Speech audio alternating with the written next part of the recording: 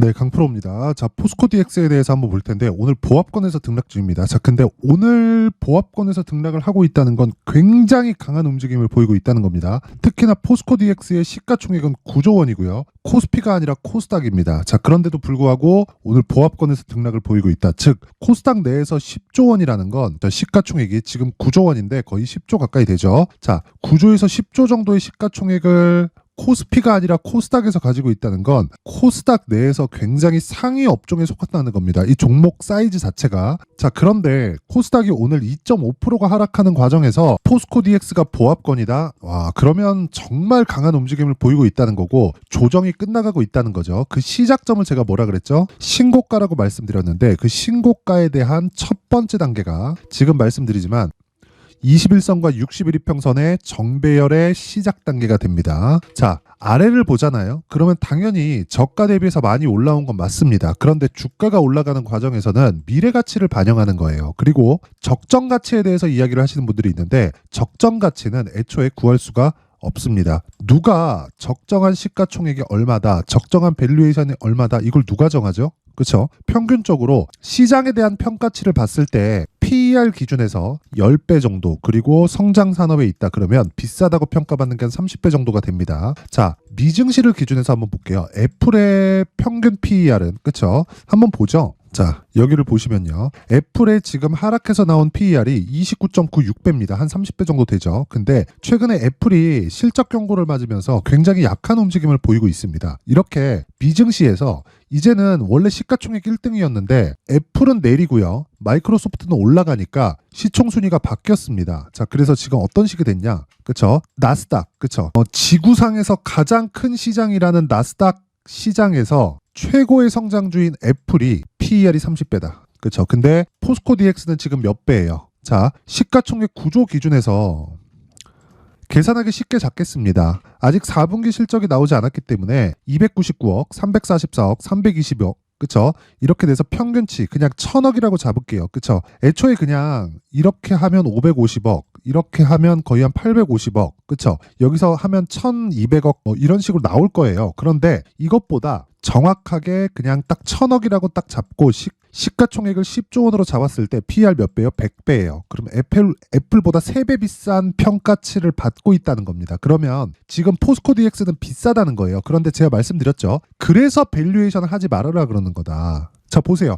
2분기까지 실적이 안 나왔을 때, 그쵸? 그러면 어떻게 됐나요? 600억을 기준해서 내가 계산을 했어야 돼요. 1분기를 가지고 2분기, 3분기, 4분기의 실적을 다 예상할 수 있어요. 지금은 3분기까지의 실적이 나왔기 때문에, 그쵸? 3분기까지 실적이 나왔기 때문에 4분기가 평균치만 해주더라도 1200억, 300억 정도가 나올 것이라는 게 쉽게 예측이 가능하지만 1분기, 2분기까지 실적을 확인하고 나서 주가가 상승하기 시작했을 때 몇 배 올랐나요? 저가 대비해서 보면 10배 정도의 상승이 나왔다. 그쵸? 6,000원 정도부터 상승을 했으니까 고가 8만 원 정도를 잡고 가면 10배 이상 주가가 올랐다는 겁니다. 이런 올라가는 과정에서 PER이 150배, 200배까지 갔다는 거예요. 왜? 600억을 기준해서 봐야 되니까. 그러면 주가는 현재 실적을 가지고 봐야 되겠어요? 안 봐야 되겠어요? 절대 보면 안 된다. 그러면 올라가는 주식 절대 못 삽니다. 그래서 제가 계속해서 말씀드리는 게 고가 나왔다. 근데 고가에서 매물 소화 과정, 그리고 이런 과정에서 시장이 찍어 누르는 상황이 발생했을 때 추가적으로 하락이 나올 수 있지만 이제는 시장이 추가적으로 하락이 나올 수 있는 구간까지 다 지나버렸습니다. 그러면 우리는 여기서 무조건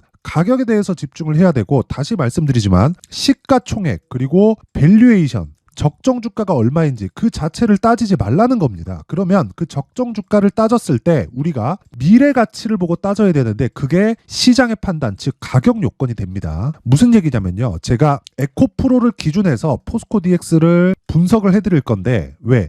적정 주가를 기준해서, 그쵸? 미래 가치를 반영한 적정 주가를 기준해서 가격대를 잡아야 되기 때문에 그렇습니다. 그래야 내가 2주 안에 수익 전환을 시키고 빠져나올 수 있다. 그쵸? 요 내용에 대해서 이야기를 드릴 건데 그 내용에 대해서 말씀드리기 전에, 자, 제가 어떤 식으로, 그쵸? 적정 주가를 잡고, 즉 미래 가치를 반영해서, 그리고 그 첫 번째 단계인 신고가 구간에서 어떤 매매가 이루어지고 있는지를, 그쵸, 소통방을 통해서 어떻게 진행되는지 이야기를 드리고 가도록 하겠습니다. 자, 여기는 강프로의 무료 소통방이고요. 지금 현재 1700분 정도가 함께하고 있는데, 자, 특징점 두 가지가 있습니다. 첫 번째, 무료로 진행한다. 왜? 채널 성장이 목적입니다. 그래서 구독과 좋아요 꼭 좀 부탁드리고요. 두 번째, 신고가 종목만 매매한다. 왜? 주가는 선반영하기 때문에, 즉 미래 가치를 반영하기 때문에 그렇습니다. 자, 그러면 미래 가치를 반영하는 과정에서 주가가 비싼 건 오케이, 당연하다. 근데 이격도가 너무 벌어진 그 상황에서 내가 매수를 했을 경우에는 심리가 무너질 수밖에 없다. 그래서 이격을 조절하는 방법을 저 소통방에서 배워가라. 단 신고가 종목 안에서. 그쵸? 자, 그러면 포스코 DX도 신고가 종목이지만 다른 신고가 종목은 어떻게 진행되는지 보겠습니다. 1월 17일 대한해운 시장가 매수 8시 50분. 그쵸? 장 시작 전에 시장가 매수하라는 건 시가에 때려 사라는 거죠. 그쵸? 어떻게 움직였는지 보겠습니다. 대한해운. 자, 이슈는 있죠. 그쵸? 지금 후티 반군을 거의 뭐 초토화시키고 있는데 이쪽에서 중동 불안에 대한 부분은 사실상 오래된 이슈이기도 하고, 그쵸? 약간 좀 본격적으로 뭔가 선거 전에 일을 벌이고 있는 것 같아요. 그 아프가니스탄 쪽에서 나오면서 이 바이든이 욕을 많이 먹었잖아요. 뭐 정치적인 입지도 흔들렸고, 근데 올해 11월 달에 미국 대선이 있습니다. 그 전에 무언가 액션을 취하려고 하고 있는 게 아닌가, 그렇게 의심이 되지만 우리는 그런 거에 대해서 예상을 한다고 한들 그게 돈으로 바꿀 수 없기 때문에 그런 내용을 토대로 돈으로 바꿀 수 있는 상황을 만들어 가자. 그쵸? 자, 운임이 올라간다. 중동 쪽에 불안이 있으면. 그쵸? 자, 그러면 이쪽에서 운임이 올라갔을 때 왜 신고가를 먼저 만들까요? 그리고 나서 전쟁이 나오니까, 그쵸? 돌파가 나오고, 돌파하는 과정에서 추가적으로 상승이 나온다. 대장주는 흥하해운입니다. 그쵸? 근데 흥하해운은 먼저 올랐기 때문에 조정을 받아야 되고 오늘 추가 상승이 나오고 있고요. 흥하해운은 어저께 매도했지만 오늘 저는 여기 시세를 확인하고 대한해운으로 장시작 전에 그냥 주문을 넣어버렸습니다. 그랬을 때 오늘 하루에 15% 정도의 수익 구간에 들어갔다. 그쵸? 자, 그러면 그쵸? 왜 신고가를 갔는지, 그리고 신고가 종목을 어떻게 공략해서 흥하해운까지 공략을 할 수 있었는지 그 내용에 대해서 한번 보겠습니다. 자, 내용 한번 보시면 1월 12일 롯데정보통신 흥하해운, 그쵸?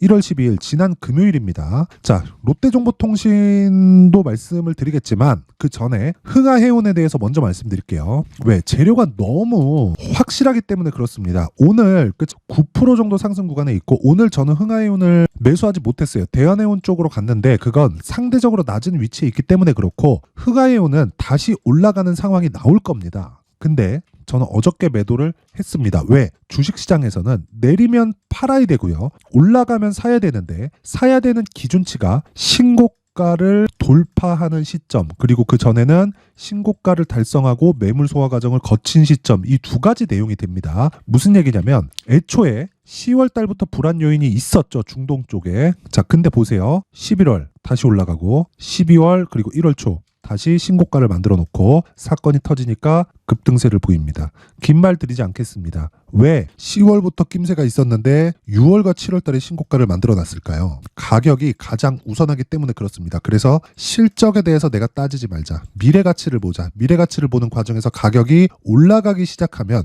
그걸 신고가 종목에 편입시켜 놓고 내가 추적 관찰을 해가자. 그리고 나서 가격을 잡고 매수를 했을 때, 그쵸, 흥하해운처럼 하루에 상한가를 가는 이런 상황이 되고, 하락할 때 매도를 해도 내가 수익에서 털고 나올 수 있다. 그쵸? 첫날 상한가보다 비싼 가격입니다. 거의 한 7에서 8% 정도 3일 동안 보유해서 나온 그 수익인데, 이런 종목을 지속적으로 추적했을 때 어떻게 됐습니까? 대한해운, 그쵸? 대한해운, 오늘 공략한 대한해운처럼 자, 하루에 한 10% 이상 가는 수익 구간도 맞이할 수 있다. 떨어지면 팔면 돼요. 하지만 첫 번째 구간에 공략했기 때문에 팔아도 며칠 만에 5에서 10% 정도의 수익은 나온다. 자, 상한가를 가고 날아가는 종목들 있죠. 근데 모든 종목이 그렇게 될 수는 없어요. 하지만 다시 말씀드리지만 주식시장에서 가격만큼 빨리 반영이 되는 건 없고요. 가격에 대해서 파악이 됐을 때 내가 단기적이든 장기적이든 나만의 수익 모델을 만들 수가 있습니다. 그러기 위해서는 신고가 매매에 대해서 이해를 해야 되고, 그렇죠? 그런 부분을 소통방에서 제가 1700분과 함께 같이 공유를 하고 있습니다. 자, 긴 말 드리지 않겠습니다. 내가 주도주를 잡고 싶은데 잘 못 잡겠다. 그쵸? 그리고 가격에 대해서 파악이 어렵다 하시는 분들은 이번 기회에 와서 배우세요. 제가 1월 달 동안 무료 입장 시켜드립니다. 그쵸? 그리고 무료 입장을 시켜드리는 이유는 채널 성장이 목적이기 때문에 그렇고요. 긴 말 드리지 않을게요. 구독과 좋아요 꼭 좀 부탁드리고요. 상단에 있는 전화번호로 참여라고 문자를 보내주시면 제가 소통방 입장 링크를 순차적으로 공유를 해드리도록 하겠습니다. 자, 그리고 이벤트 하나 더 나갑니다. 자, 제가 계속해서, 그쵸, 대한해운 같은 종목, 흥하해운 같은 종목들을 지속적으로 매수할 수 있는 건 여기 신고가 검색기 때문에 그렇습니다. 그쵸? 신고가를 지속적으로 추적하고 장기간 추적해서 내가 보유 기간을 대폭 줄일 수 있는 방법은 내가 어떤 종목을 공략해야 될지 그 내용에 대해서 파악이 돼야 되고, 그리고 그 내용을 가지고 이런 식으로 가격을 잡는 방법은요, 여기 수익 모델에 대한 내용으로 제가 함께 내용을 준비를 해놨는데, 이것도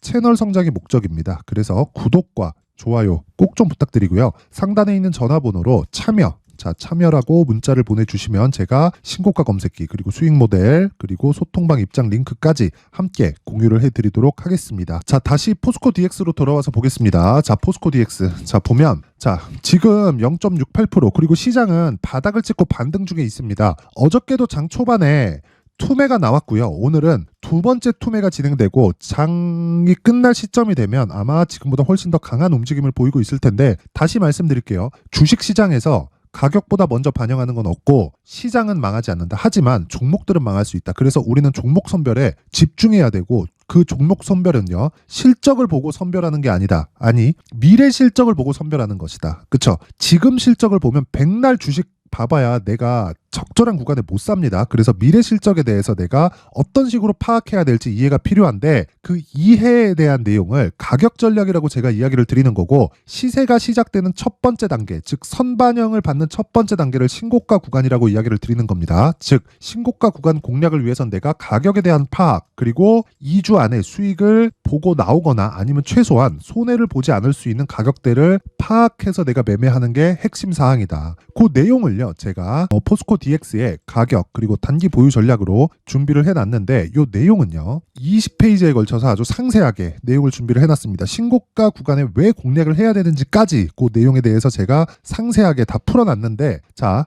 요걸 제가 영상에서 이야기를 드리면 정말 제가 한 2-3시간 정도 이야기를 계속 해야 됩니다. 그래서 제가 이런 식으로 내용 준비를 해온 거고, 이것도 채널 성장이 목적이기 때문에 구독과 좋아요 꼭 좀 부탁드리고요. 상단에 있는 전화번호로 DX라고 문자를 보내주시면 제가 포스코 DX의 가격 그리고 단기 보유 전략을 공유해 드리도록 하겠습니다. 자, 항상 긴 영상 봐주셔서 감사드리고요. 무엇보다 신고가에 대해서 계속 강조를 드렸는데, 제가 12월 달부터 진행하고 있는 신고가 주도주가 있습니다. 그 종목을 어떤 관점에서 공략을 했고, 지금 시장이 급락하는 과정에서도 강세를 보이고 있는 이유, 그리고 어떤 식의 공략 방식, 그리고 뭐 이런 이슈나 가격대를 잡는 부분을 어떻게 잡아야 되는지를 내용에 대해서 제가 상세하게 준비를 해놨으니까 영상 끝까지 시청하시고요. 모든 분들이 성공 투자하셨으면 좋겠습니다. 네, 올 한 해를 뒤돌아보니까 구간별로 큰 수익이 나왔었던 종목들이 꽤 많이 보입니다.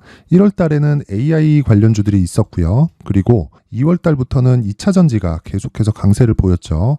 자, 그리고 나서 3월 달이 되니까 AI 반도체 관련주들이 신고가를 만들면서 5월 달부터 시세를 큰 폭으로 냈죠. 저가부터 따진다면 한미반도체와 같은 종목들도 올 한 해 6배 정도의 시세가 나왔습니다. 혹시라도 올해 수익을 보지 못하신 분들이 있다면요, 어떻게 시세가 움직이는지 반드시 익혀 놓으셔야 되고요. 만약에 그런 부분이 아직 준비가 되어 있지 않다면 어중간한 종목들 사고팔고 하지 마시고요. 딱 한 종목에 비중을 제대로 넣어서 확실하게 수익을 보는 방법이 필요합니다. 자, 그래서 제가 23년 12월 달 강프로의 대시세 종목을 준비를 해왔고요. 이 종목은 대기업을 상대로 안정적인 매출 구조를 갖추고 있는 데다가 이 규모가 40%를 넘나들고요. 호황기 때는 50%를 넘나드는 역대급인 이익 구조를 갖추고 있어서 대체 불가능한 기업이라고 보셔야 됩니다. 자, 지금 현재 주요 거래처는요, 삼성전자, 인텔, 하이닉스, TSMC, 엔비디아까지 모든 반도체 업체를 고객사로 확보하고 있는 상황이고요.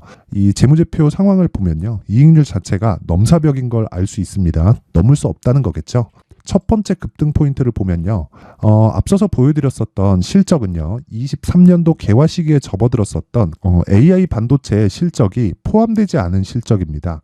자, 그런데 올 한 해 개화 시기에 접어들었었던 새로운 반도체의 실적치가 더해지면요, 질적인 성장보다 양적인 증가가 함께 이루어지게 되고요. 그런 부분을 한미반도체가 이미 시세로 보여줬죠. 저가부터 6배 강세를 보인 상황이 있습니다. 강프로의 무료 소통방이죠. 어떻게 매매를 했느냐? 5월 25일 날, 그쵸? ISC를 49,800원에 매수를 했고요. 자, 그리고 나서 2달도 되지 않아서 한 100% 정도의 수익을 만들어냈습니다. 자, 근데 6월 2일 날 내용 한번 확인해 보시면 자, 한미반도체 26,000원까지 올려서 잡겠다는 내용이 있죠. ISC와 함께 새로운 반도체 관련 종목입니다. 이때 당시 가격이 25,650원이었는데 그냥 올려서 잡으라는 거겠죠. 지금 현재 한미반도체 가격이 62,000원인 걸 본다면요.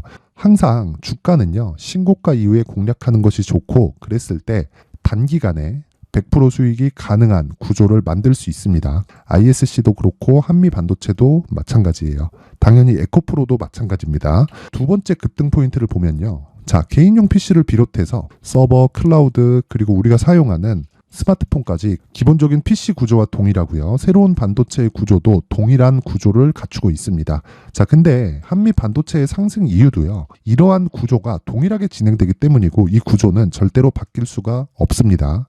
11월 달에 새로운 뉴스가 나왔습니다. 자, 온 디바이스까지 더해지면 비메모리의 사용처는 계속해서 증가할 것은 너무 당연한 이야기고요.